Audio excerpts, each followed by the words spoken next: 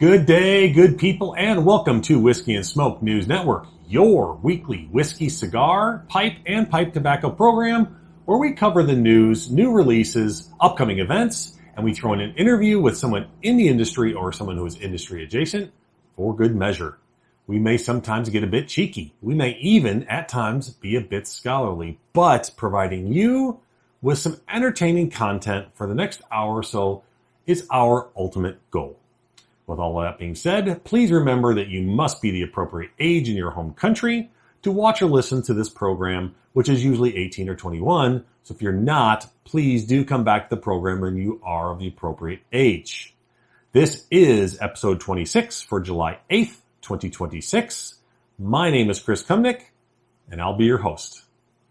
Let's go ahead and take a little sneak peek of this week's Pop the Cork remote interview with Allisa Henley with AJ Bond Distillery in Vergne, Tennessee. Let's take a look. When you guys were developing AJ Bond, what flavor was there a flavor profile that you guys were trying to hit, or just kind of see what came and then go from there? Or,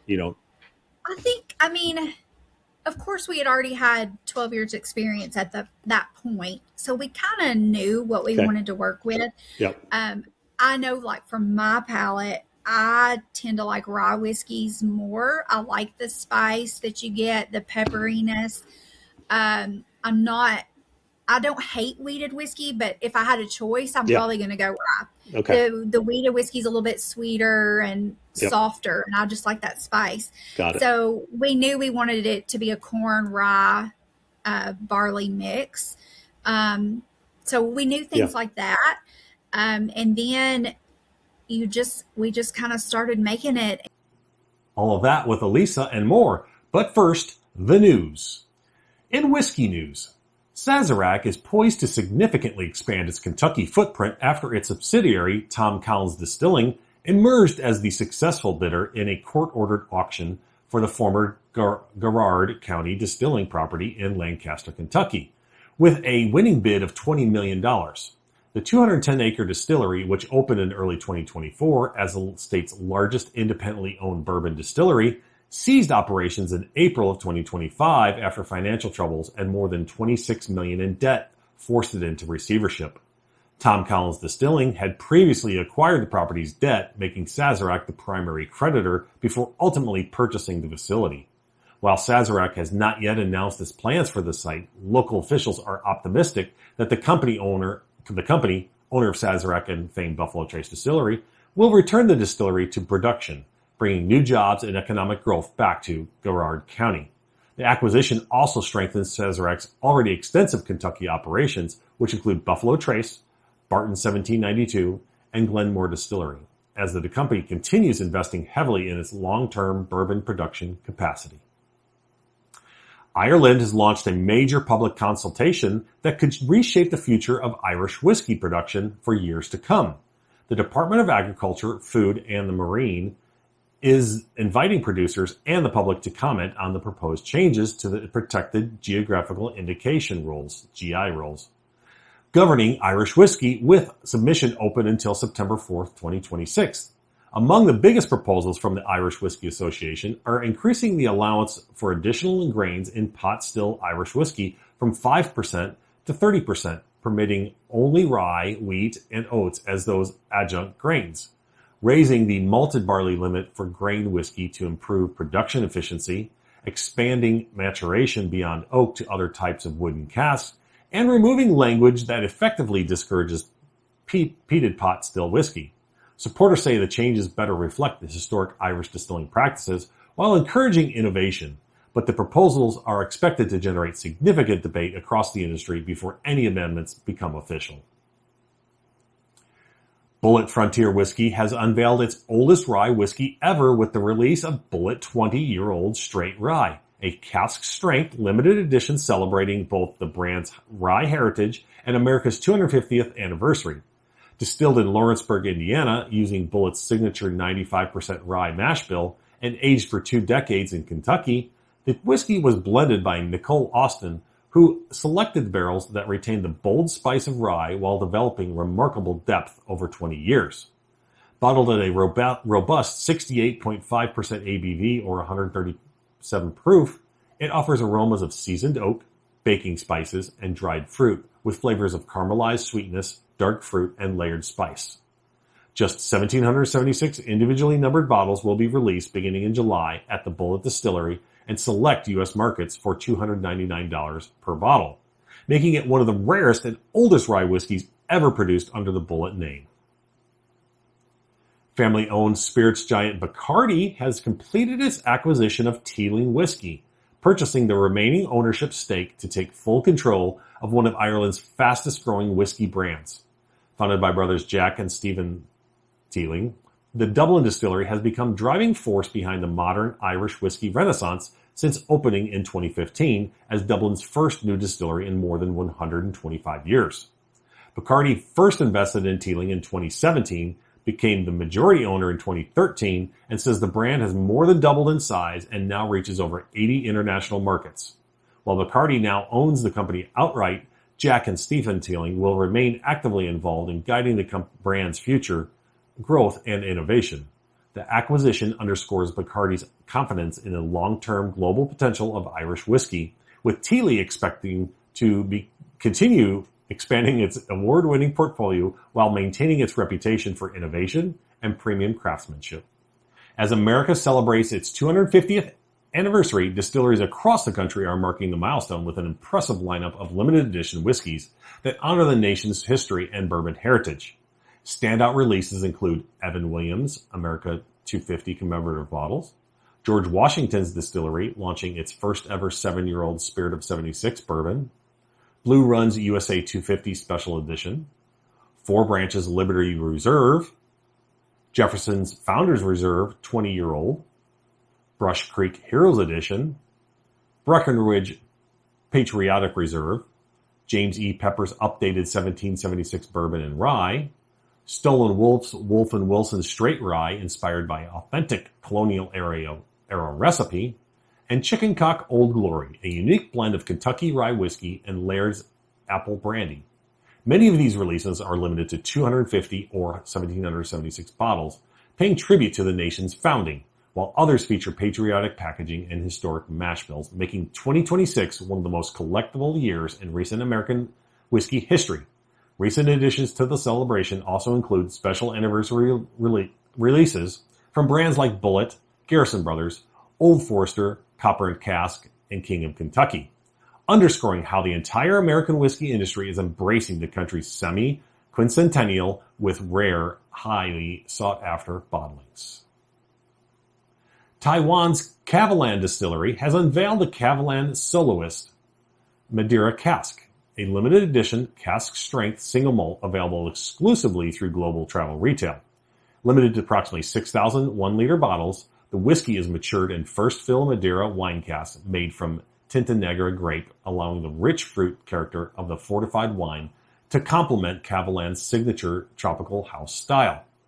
Bottled at natural cask strength between 50% and 59% ABV, and presented non-chill filtered with natural color, the whiskey delivers notes of cherry, grape, apple, cinnamon, toffee, almond, vanilla, apricot, and honey. The release follows Kavalan's remarkable run of international success, including surpassing 1,000 gold medals and being named the 2026 Distiller of the Year at the World Whiskey Awards, and is rolling out through major duty-free retails across South Korea, Singapore, Hong Kong, Vietnam, Thailand, Indonesia, Japan, further expanding the Taiwanese distillery's growing global presence. Ian Macleod Distillers has reduced production by 30% at both Glengoyne and the recently revived Rosebank distilleries as the Scotch whiskey industry continues to grapple with weaker global demand. The company reported a 9% decline in annual revenue to £118 million and a 53% drop in after-tax profit, citing slowing sales of premium single malts, softer demand for bulk whiskey, and lower than expected visitor numbers at its new Rosebank and Edinburgh Gin visitor centers. While Tamdhu production remains steady due to engineering work, the company says its new Lagan Bay distillery on Islay and the restored Rosebank are long-term investments that will take years to generate significant returns. Despite the current downturn, Ian Macleod says it remains committed to investing in sustainability, brand development, and future growth, while adjusting production to better match the market conditions. The announcement mirrors a broader slowdown across the Scotch industry, with several producers reducing output as inventories remain high and consumer demand softens. Diageo has unveiled a refreshed look for the Singleton single malt Scotch whiskey, rolling out across the Dufftown and Glendullan corn ranges, beginning this month. The redesign features a richer teal color palette, a more prominent salmon emblem, metallic inks, tactile finishes, and clear flavor cues to help consumers better navigate the range while emphasizing the brand's signature slow batch distillation process. The updated labels also include more expressive tasting notes and premium design elements while reducing the packaging's carbon footprint compared to previous versions. The makeover comes as Diageo continues a broader restructuring of its business under CEO Sir David Lewis, but the company says the new identity reinforces the Singleton's position as one of the world's leading approachable single malt brands, blending modern shelf appeal with continued focus on craftsmanship and sustainability. Buffalo Trace Distillery has unveiled the third annual Prohibition collection, a premium 5-bottle set honoring the historic whiskey brands the distillery legally produced during Prohibition under government-issued medicinal whiskey licenses between 1920 and 1933. Priced at $999.99, the limited edition collection includes 5 375-milliliter expressions inspired by archival labels, Henry Watterson, an uncut, unfiltered 140.6 proof rye, Kentucky River, a 100 proof whiskey blend, John G. Carlisle, 100 proof bourbon, Walter B. Duffy, a blend of 10 and 14-year-old bourbons bottled at 107 proof, and Cove Spring, a 120.2 proof wheated bourbon. Each whiskey recreates a long-forgotten chapter of the distillery's history while showcasing unique mash bills and flavor profiles. Packaged in a collectible wooden display case featuring the original Prohibition-era artwork, the collection continues Buffalo Trace's mission of preserving America's whiskey heritage and is available in highly limited quantities through select retailers, bars, and restaurants. Now, in cigar news. In some sad news to report, the premium cigar industry is mourning the loss of Glenn Wolfson, longtime CEO of Drew Estate, who passed away at the age of 70 after a brief battle with pancreatic cancer. Wolfson joined the company in 2016 following its acquisition by Swisher and spent nearly a decade helping transform Drew Estate into one of the industry's most influential premium cigar manufacturers while preserving its unique culture and identity. Known for his leadership, mentorship, and genuine care for employees, retailers, and business partners, Wolfson was widely respected throughout the cigar world. Drew Estate President Jonathan Drew described him as a leader who always gave more than he took, praising both his business acumen and his compassion. The company, which celebrates its 30th anniversary this year, announced that its executive leadership team will oversee the day-to-day operations while the search for Wolfson's successor continues. Punch Cigars is putting its iconic mascot in the spotlight with the launch of Mr. Punch by Punch Cigars, a new regular production line that began shipping to retailers on July 1st. Inspired by the legendary Mr. Punch, Punchinello character, that has appeared on Punch packaging since the mid-1800s, the new blend features an Ecuadorian Sumatra wrapper, a Nicaraguan Jalapa Seco binder, and Nicaraguan fillers, delivering notes of wood, cream, and spice.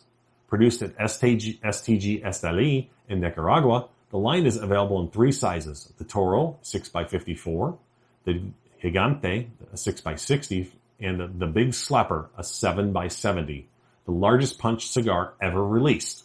The launch is part of Punch's ongoing effort to modernize the historic brand while celebrating nearly 2 centuries of cigar making, and is being supported by a nationwide promotional campaign featuring the wisecracking Mr. Punch mascot, including consumer giveaways tied to the Great American Beer Festival. Altadis USA has begun shipping the new Monte Cristo Espada Conquistador, the latest addition to its acclaimed Espada series and the 5th all-Nicaraguan release crafted in partnership with the Plasencia family.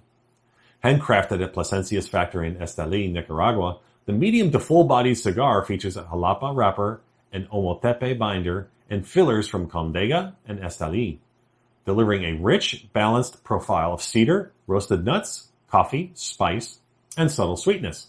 The Conquistador is available in 4 sizes ranging from $19.95 to $22.50 per cigar, with early shipments first appearing through Casa de Montecristo before expanding to retailers nationwide. Building on a series that began in 2014 as the first all-Nicaraguan Montecristo, the Conquistador continues the brand's evolution by offering a blend positioned between the original Espada and the fuller-bodied Espada Oscuro, giving enthusiasts another premium Nicaraguan expression in one of Montecristo's most successful modern lines. My Father Cigars has begun shipping the 2026 edition of its Le Bijou 1922 100 Años limited edition, continuing the special biennial release created to honor what would have been the 100th birthday of Jose Pepin Garcia's father, Jose Garcia León, born in 1922. Produced at the My Father factory in Esteli, Nicaragua, the cigar features a modified version of the acclaimed La Bijou 1922 blend, highlighted by exceptionally dark Habano My Father Oscuro wrapper and tobaccos sourced exclusively from the Garcia family's Las Quebradas, San Jose, and San Rafael farms. Available in 2 vitolas, a 5.5 by 48 Corona Extra and a 6.5 by 44 Corona Especial. Each cigar retails for $14 with only 1,922 boxes of 22 cigars produced in each size. The limited edition has earned widespread praise since its debut in 2022, with previous releases receiving outstanding reviews for their rich, full-body profile of dark chocolate, espresso, cedar, pepper, and natural sweetness, making this release another highly anticipated collector's item for My Father's fans. Adventura and McKay Cigars has begun shipping the full release of Black Finn's Parlay, the newest chapter in the company's story-driven portfolio and the peaceful conclusion to the pirate rivalry between Barbaroja's Invasion and Blue-Eyed Jack's Revenge. First introduced as a sneak preview in the 2025 Captain's Collection sampler, the blend has been subtly refined by master blender Henderson Ventura and now features an Ecuadorian Sumatra wrapper over a Dominican binder and filler. Handcrafted at Tabacalera Mina del Rey in the Dominican Republic, the regular production line is available in 3 sizes, a Corona 6x44, Robusto 5x52, and a Toro 6x54. While previous Adventura releases featured talking boxes with built-in audio to advance the brand's adventurous storyline, Black Finn's Parlay takes a quieter approach, symbolizing peace after conflict while continuing the immersive narrative that has made Adventura one of the premium cigars industry's most creative brands.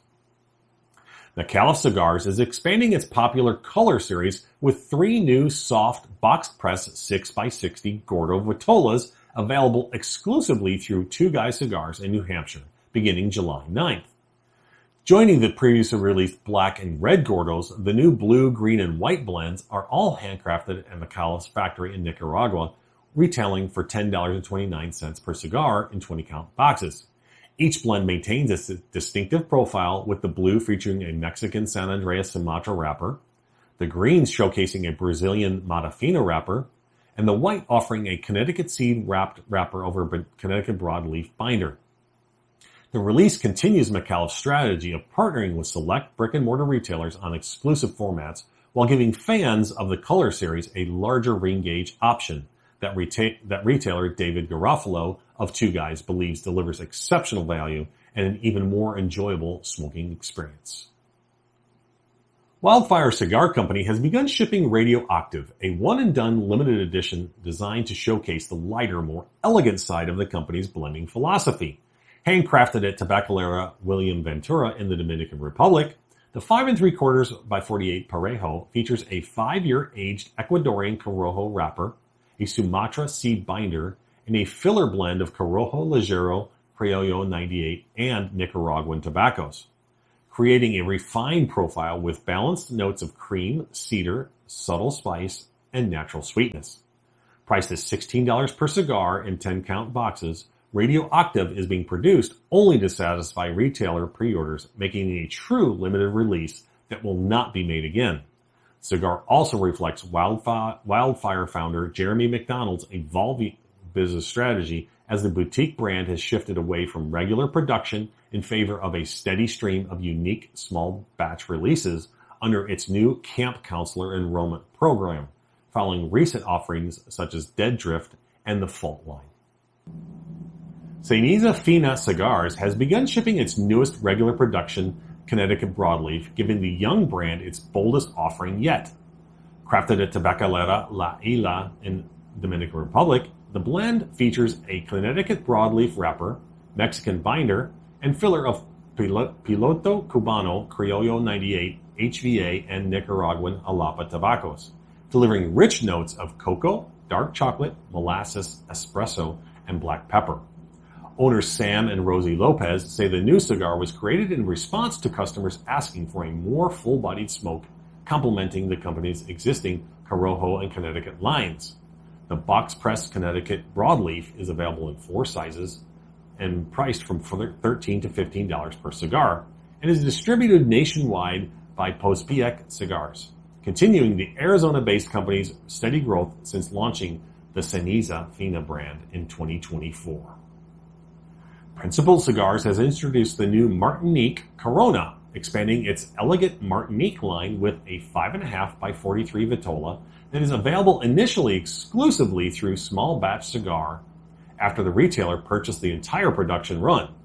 While the blend remains rooted in an Ecuadorian Connecticut seed wrapper, Dominican Monte Plata binder, and fillers from the Dominican Republic and the United States, founder Darren Chioffi says the internal blend has been subtly adjusted to deliver a flavor profile that falls between the existing Corona Gorda and Lancero.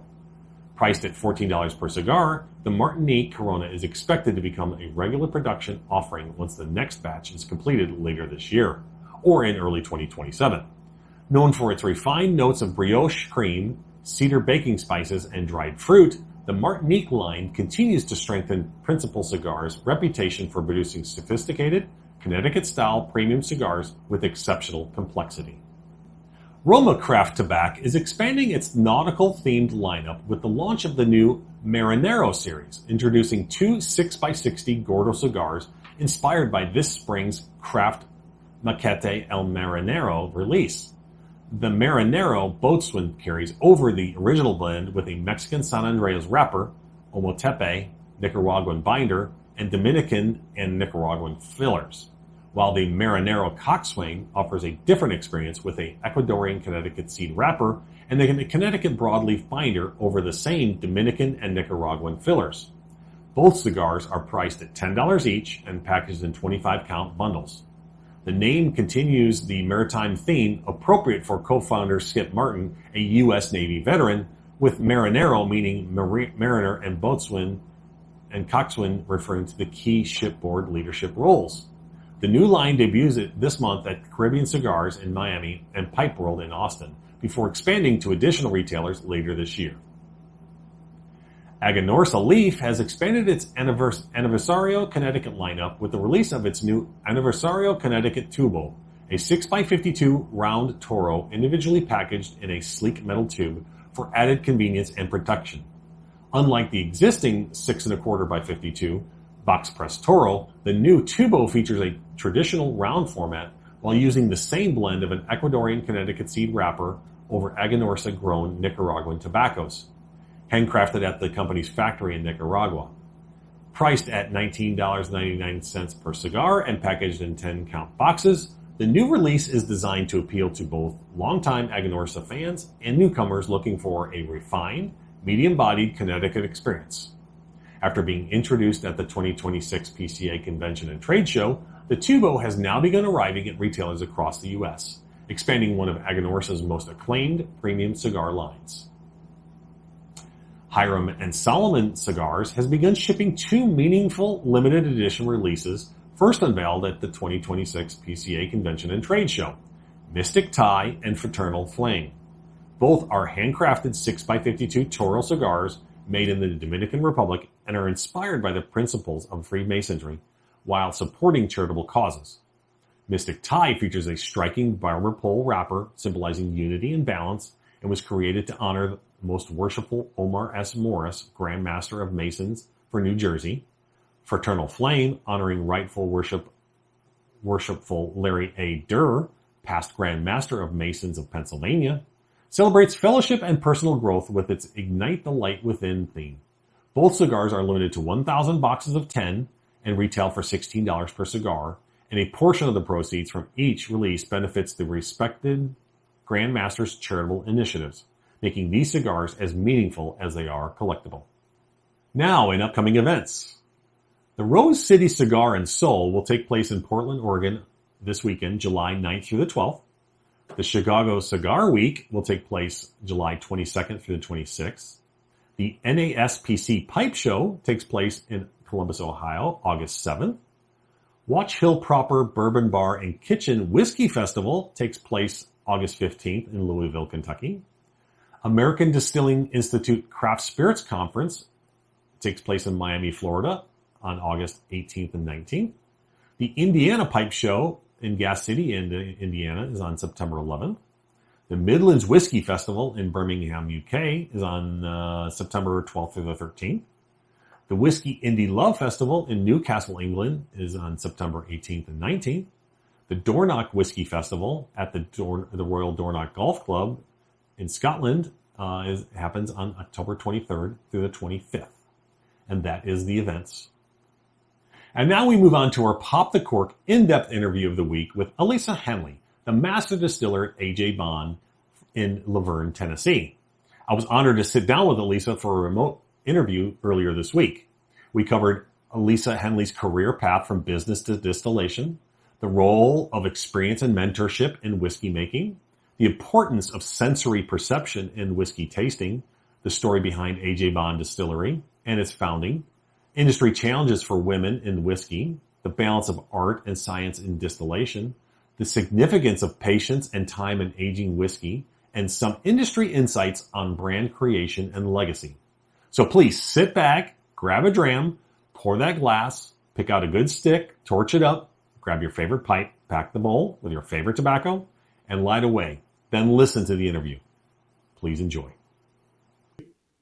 Good day, good people. Chris Kumnick here, Whisky Smoke News Network. And I have the great pleasure to be speaking with Allisa Henley with AJ Bond Distillery in Laverne. Is that Laverne, Tennessee? Is that correct? That's correct. Okay, You pronounced fantastic. it right and everything.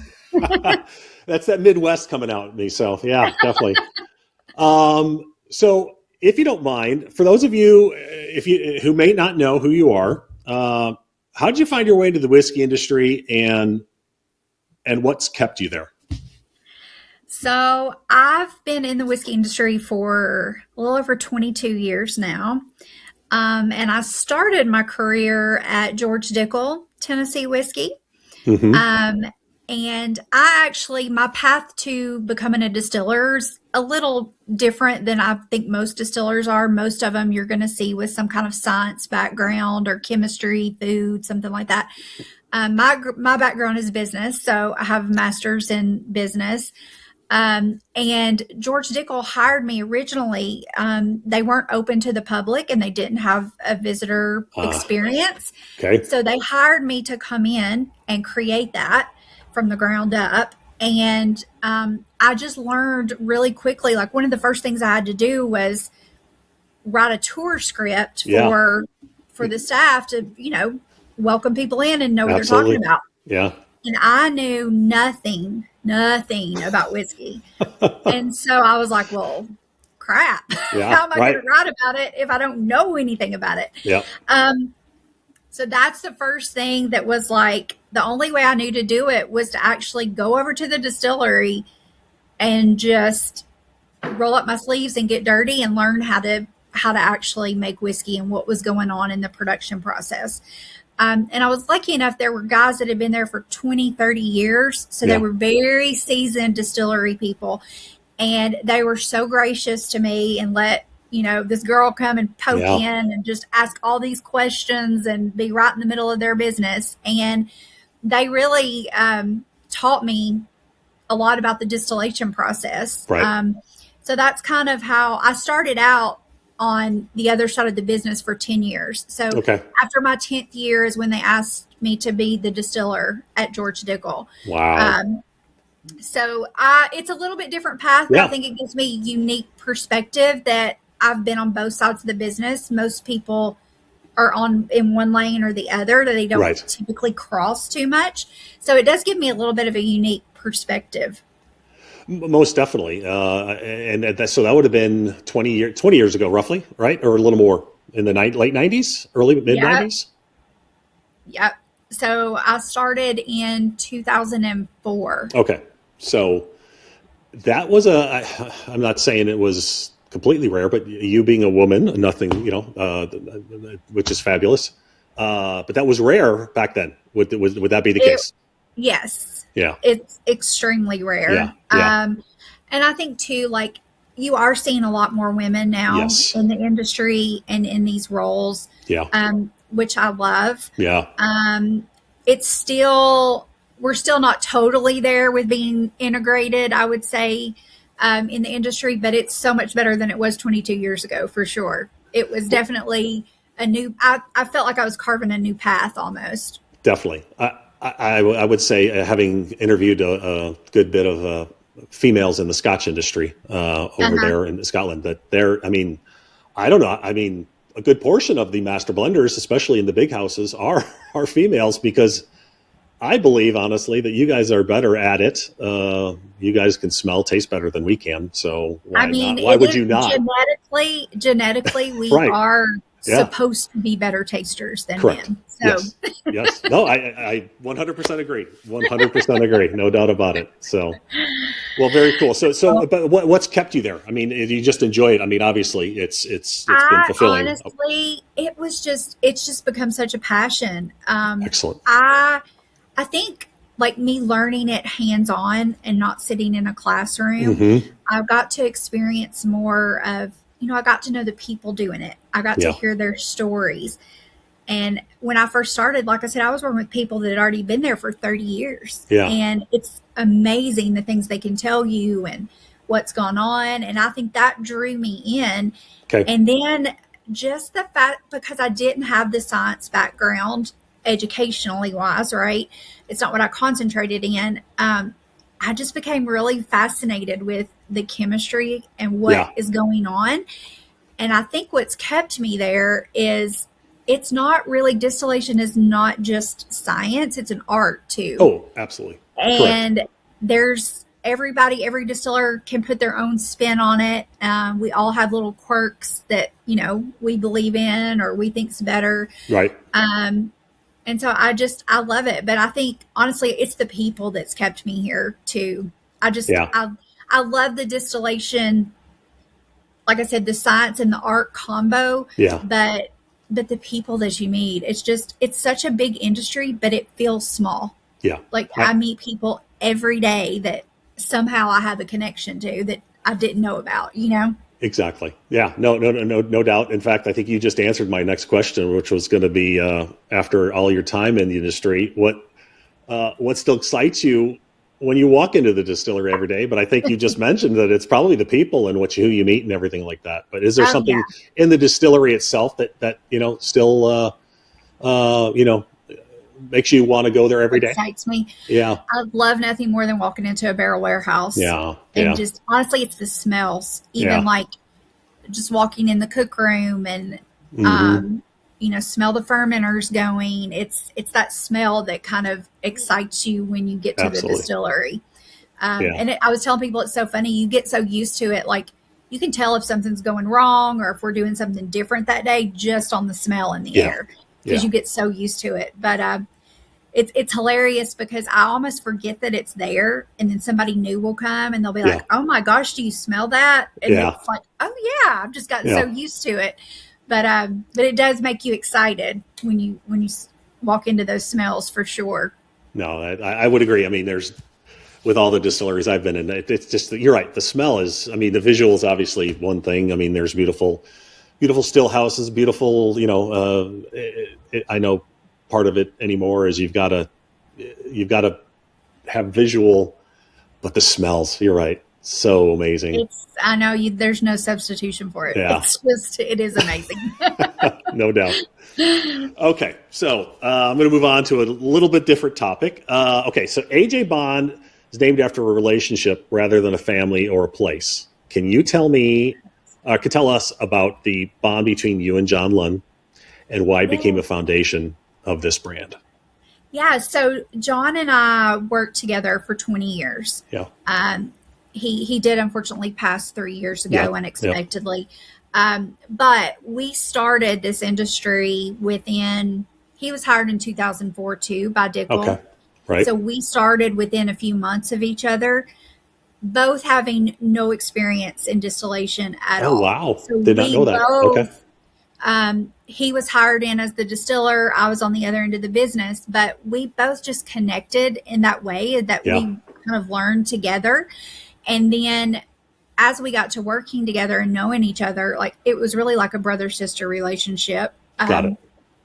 And his strengths were my weaknesses. Like he had a chemical engineering degree. Okay. And so, he was really strong on that chemistry part where I wasn't necessarily, that wasn't my background. Yep. And then my strengths were his weaknesses. I was much more the people person and outgoing, and he was that engineer, that wanted to hide inside himself over in a corner. Right. And so it just fit like the bond of us together. It just made the perfect duo. And it was just, it was something special that I don't think will come along again. I think it'll be very hard to replicate the relationship that we had. Yep. But we came up in the industry together and we learned together, and then we got to create AJ Bond together, which was really a dream for both of us. So now he went there actually before you. Is that correct? If I read my notes correctly, he moved over to before Sazerac bought it, and then I'll say followed him, but was it more of a calculated move, or he was like, no, you need to come over here? What are those kind of yes. Okay. So there we go. Yeah. Short answer is yes. Okay. No, he was at Dickel for 10 years. Yeah. And then I stayed for 12. Okay. And he, at the end of my 12th year, I mean, we still talked every day during those 2 years. We didn't work together, honestly. Yeah. And it wasn't as fun, like not working with each other. Neither one of us was having as much fun. Yep. He was like, you need to come work with me. You need to come work with me. Just constantly, and so when I did, we knew like Sazerac came into the picture probably a couple of months of me leaving Dickel. Okay. The second I think they heard that John and I were back together. What are those things? They knew like, hey, we could get 2 experienced distillers in Tennessee whiskey. Yep. We have no Tennessee whiskey. We're never going to get this opportunity again. Exactly. Because at that point we had both been in the industry for 12 years making whiskey, and you just weren't going to find that experience in 2 people. It was very rare. So when we got back together, Sazerac jumped in immediately and was like, let's do this. And they basically, the powers that be sat us down, John and I, and said, if you could do anything, like what would be your dream if you could create something? And of course, the first thing was, we wanted to do a Tennessee whiskey, which is what they were wanting to do, which was great. Yeah. And it was just kind of free reign. They were just like, you know what, Allisa, John, you know what you're doing. Go do it for us. Wow. And just let us, kind of create our dream brand. And we got very lucky in that, having the support of Sazerac, that I think Sazerac understands whiskey and bourbon. I would completely agree. No, they're horrible at it. Just joking, completely joking. But honestly, like a lot of, especially your bigger corporate companies, you'll see, let's take the proof down, let's take the age down, let's try this recipe, and sometimes you don't really have a lot of say so in it. It's just, you got to do what the company wants you to do and toe the line. And with Sazerac, we were very much given the freedom to do what we know how to do and not have our hands tied, so to speak. So the whole AJ Bond brand, the concept has just been, it's a dream come true for both John and I.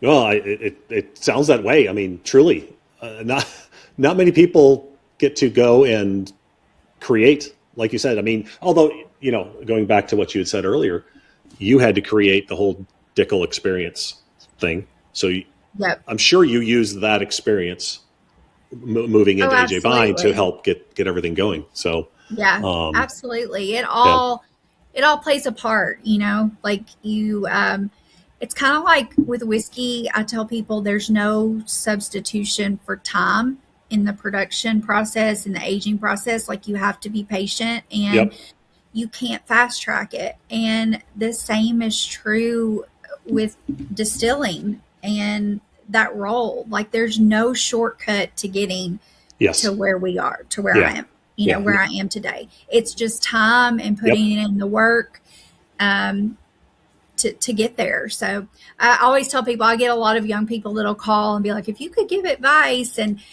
it's so funny, like, to see the generational change. But, these kids, like, they think they're going to be there in a year. Like, oh, I'm going to be a distiller today. And I'm like, not if you want the respect of your peers. Yes. You've got to pay your dues and put in your time. And it's just true. Like I said, it's true across everything. It's true in your career, in the whiskey production, in the aging. It's all you got to have patience. Was there a particular moment during the development process when you and John realized the whiskey had become something special? I don't know if there was like one moment so much as it was just a gradual. I mean, we started this almost 10 years ago now. Right. Yeah. Making the whiskey and aging it. And, you taste it as it goes along. Mm-hmm. But I think, immediately, like the distillate coming off the stills, like, we know it's good. You can tell if the distillate's good or bad. Yeah. And so we knew we were going to have a hit. And as long as, we had the support of Sazerac letting us, give it time to age and do the things that we think a true Tennessee whiskey should have, that we would be good. So it's been a really fun process, honestly. I tell people, like, John and I both came from Dickel that, was hundreds of years old. Right. And we spent our careers at that point just keeping the status quo, right? Like, don't change anything. Just keep it today as it was yesterday, and tomorrow, just, we have a legacy to protect. Yes. And now, the cool thing that John and I used to talk about was, like, we're kind of creating our own legacy. Like, to think 50 years from now, people could be trying to toe the line on what we did, right? Like, don't change it. That's what Allisa and John did. Yeah. It's very, it's just cool to think about, that somebody could be carrying on that for you in the future. So that's very cool. I completely get that. And I think there's another famous Mr. Russell who has always said the same thing. Don't change a damn thing. Right. Yep. It's, if it ain't broke, don't fix it. Exactly. Yeah. Well, yeah, but I mean, at least you were able to start with a clean slate and create something that's truly yours. And now, make sure it doesn't, as long as it's good and sells, don't change it. You know what I mean? You can obviously, there's going to be other releases and whatnot, I'm sure, maybe some finishing and whatnot. Maybe I don't know. Maybe you can go into that a little bit later, but in general, I'm sure if everybody's happy with it, just keep going and make sure it sells. Right. Yeah. Very cool. Yeah. It's been really good. And I mean, this is the first month that we released it, and just seeing, people's reactions, and, it's been great. I mean, the feedback has been overwhelmingly positive. Excellent. Which is good, because I tell people, I was like, I feel like I've had job security for 10 years, and this month could make or break me for sure. Like, if people don't like this, it's not going to be it. Yes. So I feel a little bit validated that everybody's like, oh, this is fantastic. So far, so good. Yeah. Well, I know it's not, I have not seen it here in Texas yet, unfortunately, because I would have loved to have tried some, but I will be getting some. I'll be heading, I think, through Tennessee sometime this summer. So I'll be on the lookout for it for sure. So, we kind of wanted to like own our home state first. Oh, absolutely. Like, it's very hard to grow a brand, releasing it everywhere all at once. But I will say, especially for your Texas listeners, we know Texas is a big whiskey market, and it's definitely up there at one of our next markets to hit. So hopefully you won't have to wait too long. Well, you know that if you come to Texas to do some promotions, I know a few people who might be able to, you could spread the word. So definitely. That's good. We'll take it. Definitely. Yeah, exactly. Right. For sure. Okay. Here's a different. So what do you think whiskey enthusiasts misunderstand most about Tennessee whiskey, or do you think, do you think that there is any misunderstanding? Because I love it. I love, some of your competitors, but is there anything that you think that people don't think correctly about Tennessee? I do think that Tennessee whiskey, people think one thing, and there can be blinders on, so to speak. It's like, this is what it is. Tennessee whiskey is one thing. Yeah. And if anything, with AJ Bond, like, I hope that it raises consumers' expectations of what Tennessee whiskey can be. It's not just one thing. It doesn't have to be this big, rough gut punch, harshness that you're getting.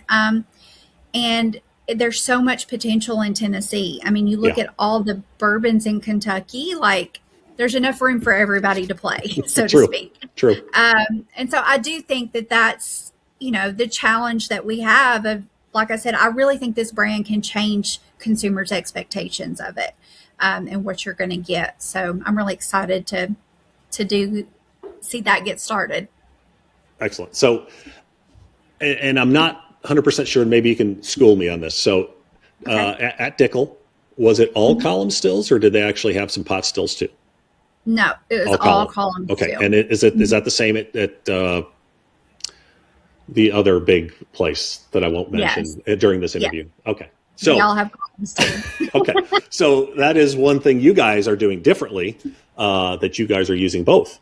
Is that, am I correct? I believe that was right. Yeah. So no, you're absolutely correct. So most distilleries, I would say, usually have one or the other. They don't have both pot stills and column stills. They have one or the other. Yeah. And when Sazerac came in and they acquired the distillery that John and I were at, they didn't want the brands. They didn't care anything about the brands. They just basically wanted us and the equipment. Got it. And that equipment came with 3 pot stills. So we have 2 2,500-gallon pot stills each and one 1,500-gallon. Okay. So they're sizable pots. They're pretty big. Yeah. And so that's what we started immediately making the Tennessee whiskey on, was the pots. Then within, like, I think it was maybe 4 years, maybe 3 or 4 years of production, we bought a column still. And so we were taking the same mash bill, everything, and was like, okay, let's make it on the column. Yeah. And John and I saw how different the distillate tasted. Oh, like, same recipe, but it tastes so different. We were like, okay, this could be something. Let's age them separate. So we've got pot barrels over here, column barrels over here, and then we've bonded them back together to put them in the bottle. Fantastic. So AJ Bond was all about taking two things, right? Like the relationship between John and I, two distillers coming together. And it was like, this is great. Like, we have the ability, we have both stills here. Why not use them? Yeah. And it turned out really nice, because I think with the column, you can get like cleaner, crisp flavors, fruitiness that'll come through. Those pots are funky. Like, it's got, there's just a lot, there's a lot more character, I think, in pots. Yes. And for us, it brings a little bit of an earthiness to it as well. So it was just something that, we could do different and make a great whiskey. So why not? You have the ability to do it. Why not? Oh, exactly. Correct. So but you are still currently using both, I mean, in production. Yeah. Yes. Okay. Yeah. So that would be, so for the AJ Bond Tennessee whiskey, it'll always be a blend of the pot and the column. Yeah. Of something. It's same recipe. So it's not technically a blended whiskey, because it is the same recipe. We're just using different apparatuses to distill it. Right. Yeah. Right. Oh, yeah. Okay. Sorry. Did you cut out? Sorry, Alicia. Yeah. No. Oh, I'm here. Okay. Good. Yeah. I can trust me. The beauty of this is I can edit it all out. So no worries. So, Okay. What part of the whiskey production do you personally enjoy the most today? The grain selection, fermentation, distillation, maturation, blending, barrel Oh my management? gosh. Yeah. You're going to make me pick one? Well, Come okay. on. You can pick a few. How about that? Or just the whole thing? I mean, you can't pick one? I mean, it is very difficult to pick one, Sure. I will say. Yeah. But if I ever there's something very calming about watching the bubbles of fermentation. Yeah. And I don't know why. But if I'm having a rough day, I can just go up there and look over a fermenter and be like, just breathe. It's like being in a spa or something. Yeah. I'm just so relaxed. Yeah. So I love watching that. Yeah. But honestly, there's no substitution for pulling a sample straight from the barrel and getting to taste it and watch it change over the years, going back to that same barrel year after year. It's just amazing to watch what happens and how whiskey actually changes throughout the years. Yeah. How about, and I found this more and more and more as I talk to people, that barrel selection and barrel management is such a huge thing nowadays because you have to have good wood to create good whiskey. Is that, Absolutely. would you find that to be the case also? Yes. Yes, 100%. Yeah. You definitely, you want to make sure that char level's right on the wood. That can all play a part. Yeah. Your warehouses and how you store them and what your warehouse is built out of. And if you go 7 stories high or 1 story high, all of that matters. Yeah. And it is it's a big inventory management kind of deal, right? Sure. You definitely want to know what's going on there. Yeah. And keep track of it. So it's an operation for sure, just keeping track of the barrels. And the bigger the distillery, the bigger the operation of that. Correct. I mean, but you do have a nice partner behind you that probably is able to get you the best barrels that you possibly can get.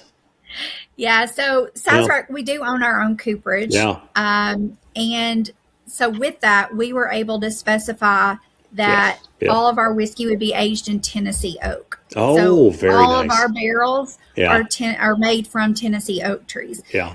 We pay a little bit of a premium to make sure that they're Tennessee, but for us, it was important for the brand just to stay as true to Tennessee as we could. And if we know the state has the resources at the quality that we require, why not use it? Absolutely. So that was part of us and what we wanted to do with the brand and what we wanted to stand on. I gotcha. So, and if I remember reading again in my notes that you do guys try to, I mean, you're trying to be as much Tennessee centric as possible. I know I think I read that maybe some of the rye does come from further north, but you're trying to do as much truly possible to make it a Tennessee whiskey. Yeah. Right. So for example, all of our corn comes from a farm in Tennessee. Okay. It's an over 200-year-old family-owned farm. Right. And they grow and manage all of our corn. Yeah. And they actually help us manage all of our other grains as well. But most of those come from up north just because you can try to grow them here in Tennessee, but you're not going to get the quality. Yeah. And at the end, yes, we want to use as much from Tennessee as we can, but we're not going to do it at the expense of quality. Correct. That makes sense. We still have a standard that honestly every Sazerac bourbon or whiskey meets, and AJ Bond will not be any different from that. So, I know down here, the distillers in Texas, I mean, there are some people who are using some rye from Texas, but it comes from the Panhandle. But there is rye grown down by us here, in the lower part of the state, but I think most people have moved away from it because it's just not conducive. It's not conducive to making whiskey. Let's just put it that way. Yeah. It just needs that cold weather. Yeah, it does. It likes the cold. Yeah, no doubt. So I tell people too, if you think about whiskey as a whole and where it's made, and think about hundreds and hundreds of years ago, people were using kind of what was indigenous to their area. Right. So bourbon is Tennessee whiskey. It's mainly corn. That's because corn grows well here. Exactly.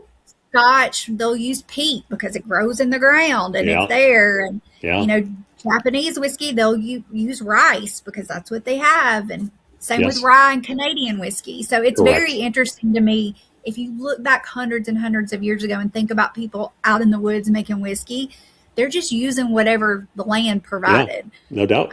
It's very interesting when you look at it as a whole, I think. I couldn't agree more. No, totally true. And it's, I would agree that, because again, rye grows so well in Canada. So obviously they're going to be amazing rye whiskey people. So for sure.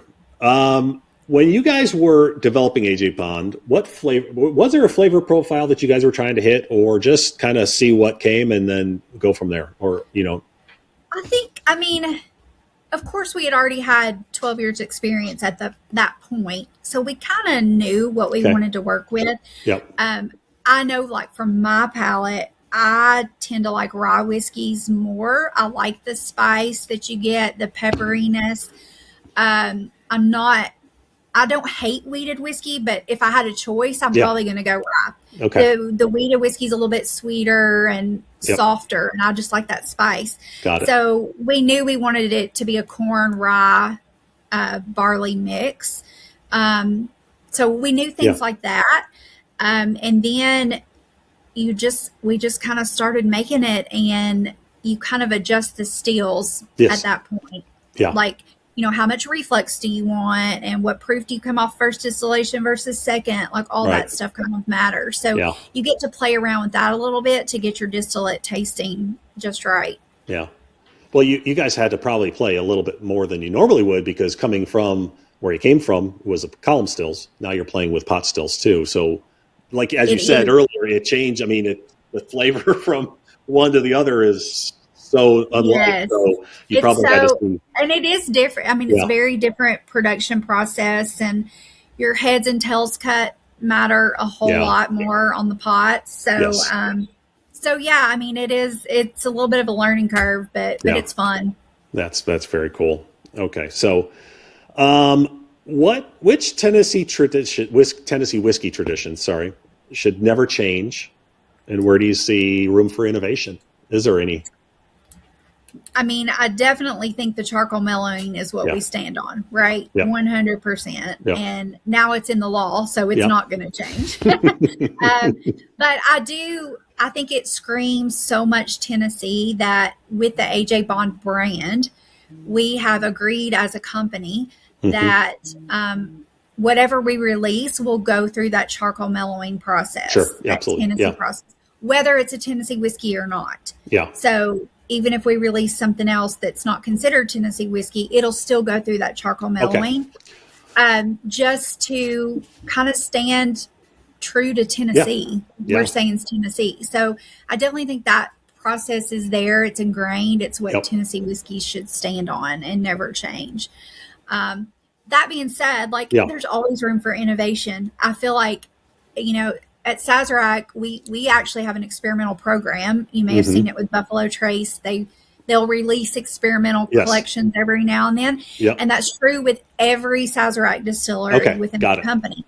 So we all are part of that program, and we have the freedom at our distilleries to do just that, experiment and do crazy things, and see what happens. So you don't always have that freedom at some of the larger distilleries to do that. So I think as distillers as a whole, I don't want to speak for everybody on the team, but I think we all enjoy having that freedom to do that, because it's not always a given at larger distilleries. So it's a lot of fun. Well, I think that's part of the reason, in my opinion, that people do appreciate and enjoy Sazerac products so much, because there's always something, there's always something interesting being released or talked about, or whatever. So I could. And it's a very conscious decision on our part, right? Like, we are purposefully so much so we have a whole program around it, and it's so neat to be a part of Sazerac, and just like the minds that you get to talk to within the distillers. Oh, sure. I mean, the resources and the the amazing camaraderie that we have. We all, it's not like we're not pitted against each other because we're at different distilleries. It's like we all want to do well and see each other do well. And it's just a great group to be a part of.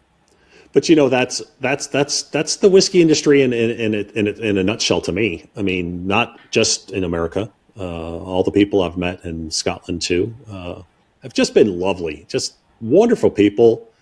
Yeah. I mean, obviously Scotch wants to sell more Scotch, and bourbon, people want to sell more bourbon, and Tennessee wants to sell more Tennessee whiskey. But in the end, if somebody needed something, you guys would help each other. That's the beauty of it. It really is.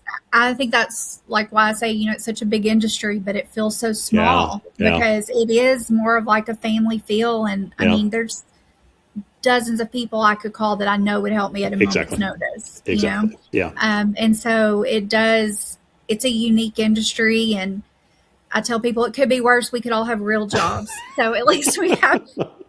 Yeah, exactly. Yes. Yeah. So you had mentioned something earlier. I want to just go back to it real quick. You had mentioned that if there's anything in the future that you guys were to do that isn't necessarily what by law Tennessee whiskey, for an example, this is just a hypothetical. So I'm not saying you guys are doing it or not, but let's say you guys wanted to put out a AJ Bond American single malt. It would still go through the Lincoln County process. Yes. Okay. Yes. Okay. If it says AJ Bond on it. Right. Yes. Right. Yes. Exactly. Right. Yes. Okay. That's the plan. Is that anything we release with AJ Bond would go through Lincoln County. That's very cool. Very cool. Okay. So let's see here. Okay. So this is kind of a looking forward for you. Okay. When people look back at AJ Bond 10 years from now, what do you hope they'll say the brand contributed to Tennessee whiskey?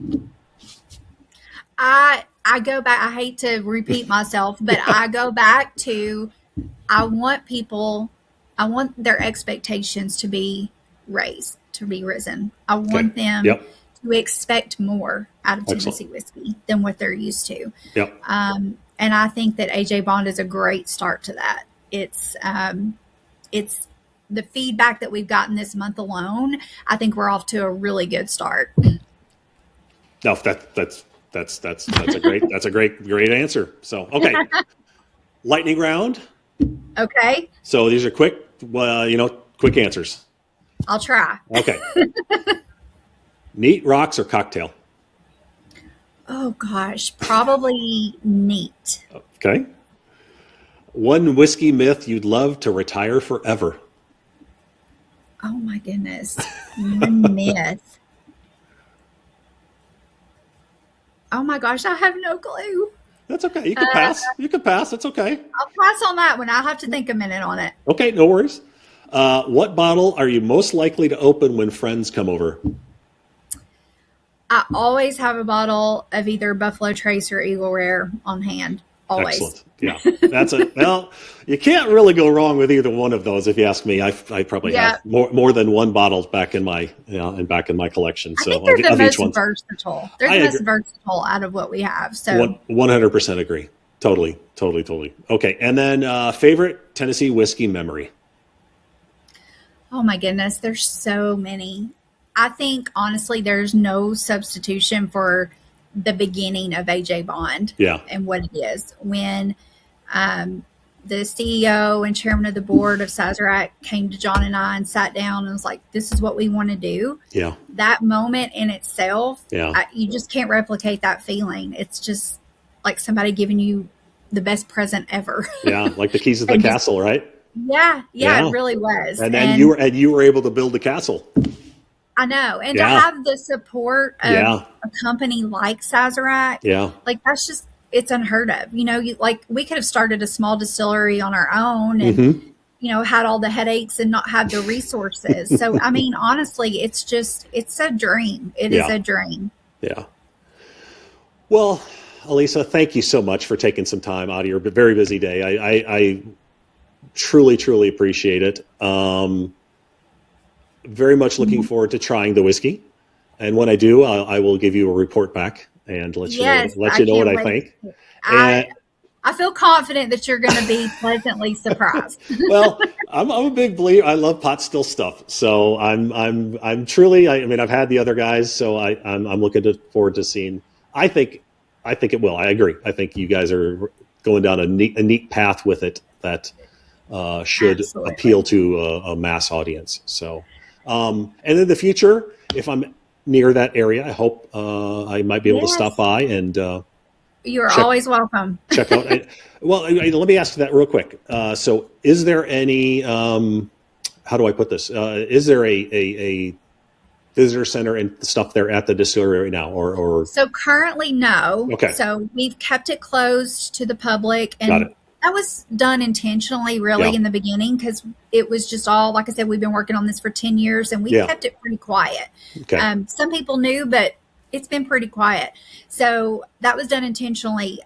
Long-term goal Yeah. is we definitely want to be able, to bring people in and Yeah. see it. I just don't have a time frame. No. Other Totally than get it. then Yeah.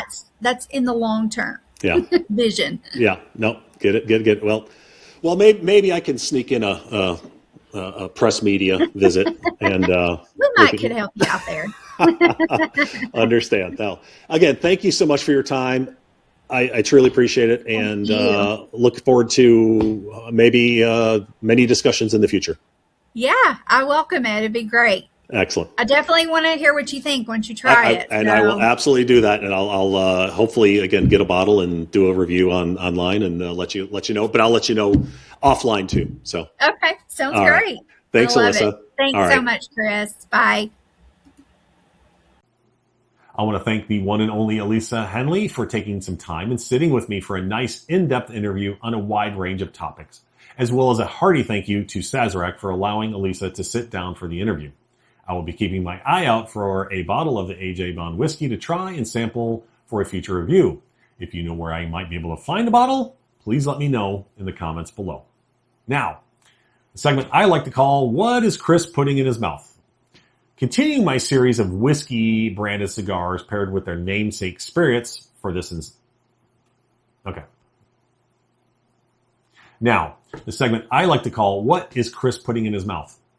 Continuing my series of whiskey branded cigars paired with their namesake spirits, for this installment, I sat down with an official pairing from Sazerac. Eagle Rare 10, Kentucky Straight Bourbon, right there. I think you can see that. Wonderful, wonderful bourbon. Alongside the Eagle Rare Special Release Batch 22-E2-21F Toro. Okay? Unlike many whiskey branded cigars on the market, this cigar isn't simply borrowing a famous name. It was created under license from Sazerac with the intention of complementing one of the bourbon's most respected age-stated expressions. Pouring a glass of Eagle Rare immediately reminds you of why this bourbon has earned such a loyal following. The aromas of caramel, honey, orange peel, seasoned oak, and soft leather rise from the glass, offering elegance rather than intensity. At 90 proof, Eagle Rare has always been about balance, allowing its complexity to shine without relying on high proof or heavy oak. Eagle Rare Special Release Toro opens with a smooth, creamy draw. Cedar toasted almonds, light cocoa, and a touch of baking spice lead the way, supported by a restrained pepper note that never oversteps its role. The construction is excellent, producing a cool, effortless smoke that immediately suggests this cigar was blended with restraint and purpose. After the first few puffs, the pairing begins to reveal its true character rather than introducing a host of new flavors. The cigar seems to amplify what already exists in the bourbon. Eagle Rare's caramel develops into richer toffee, the honey becomes more expressive, and the subtle orange zest becomes easier to identify between draws. The cigar doesn't compete with the whiskey. It acts almost like an equalizer, turning up the volume on flavors that were already there. As both progress into the middle third, the synergy becomes even more impressive. Notes of cocoa, leather, toasted oak, roasted nuts, and baking spices seem to flow seamlessly from the cigar to bourbon and back again. The leather note in particular becomes almost continuous, making it difficult to distinguish where one product ends and the other one begins. Meanwhile, the cigar's creamy smoke softens the bourbon's oak, creating a richer, rounder mouthfeel without sacrificing its structure. What impressed me most is the balance. Too often, as we've seen, cigar and whiskey and cigar pairings become a contest for dominance, with one overshadowing the other. That never happens here. The medium-bodied profile of the cigar allows Eagle Rare's refined character to remain the focal point, while the bourbon rewards each puff by revealing additional layers of sweetness, fruit, and spice. Entering the final third, the cigar develops more earth, oak, and roasted coffee while maintaining its composure. Eagle Rare responds with lingering cocoa, dry oak, and gentle baking spice, producing a finish that remains harmonious all the way to the last sip and the final draw. This pairing taught me something important. There are cigars that imitate a whiskey, cigars that contrast with a whiskey, and cigars that enhance a whiskey. The Eagle Rare Special Release number 5 clearly belongs in the third category. It doesn't try to taste like a rare bourbon. Instead, it helps the bourbon become more a complete version of itself. That makes this more than just a successful pairing. It becomes an example of thoughtful blending and careful restraint. For anyone fortunate enough to have both the Eagle Rare 10 Bourbon and the Eagle Rare Special Release number 5 Toro, I highly recommend them enjoying them together. This is one of those rare occasions where the pairing truly becomes greater than the sum of its parts. I'm going to give the whiskey alone. Obviously, I love Eagle Rare. 9.2 out of 10. Cigar alone, 9 out of 10. Pairing synergy, 9.7 out of 10. These things truly work well together. Balance, 9.6 out of 10. Flavor evolution, 9.5 out of 10. And final scoring, 9.5 out of 10. If you noticed the other and the rest of the series, no one even comes close to this.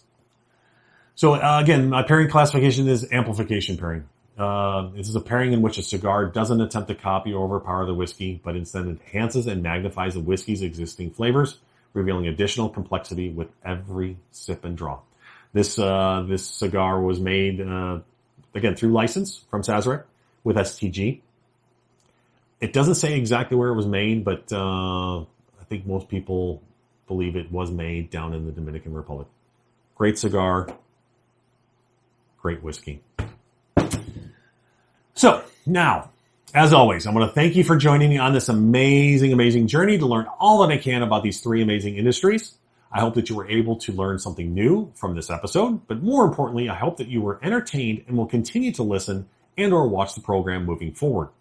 Please remember to subscribe to the channel, ring the bell, like the video, leave comments, and please spread the word to your friends and family. I will always love having new followers. You can find us on Instagram, Facebook, YouTube, Spotify, Amazon Music, and Apple Podcasts. If you wouldn't mind, please leave a review, as that helps the algorithm help other people find the channel. Also, please let me know of any ideas you would like me to cover in upcoming episodes, and I'll see what I can conjure up.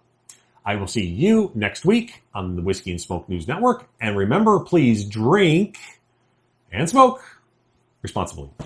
Have a great day.